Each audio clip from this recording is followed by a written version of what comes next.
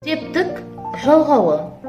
Септік жалғау зат есімге жалғанғанда, оған белгілі бір грамматикалық мағынасы сөйлемде оның басқа сөздермен байланысқа түсіреді.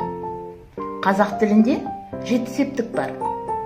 Олар: атау септігі кім не, ілік септігі кімнің ненің, бар септігі кімге неге қайда, тап септігі кімді нені, жат септігі кімде неге, шығыс септігі кімнен неден, көмекті септігі кіммен немен деген сұрақтарға жауап береді.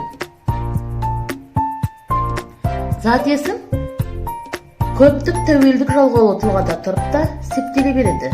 Тәуелденген зат есімнің септелуін жай септеумен салыстырғанда барыс, табыс, жатыс септіктерінде айырмашылық болады. Оқушылар, енді сіздерге жай септелуін көрсетейін.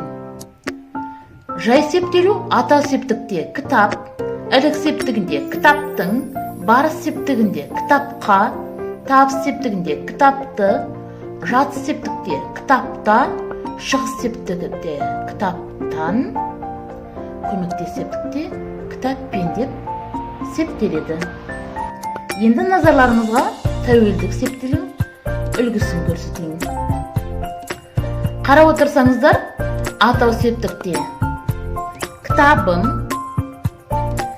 ілік септігінде кітабымның, бар септігінде кітабыма, табыс септігінде кітабымды, жатыс септігінде кітабымда, шығыс септігінде кітабымнан, көмекте септігінде кітабыммен болып септеледі екен.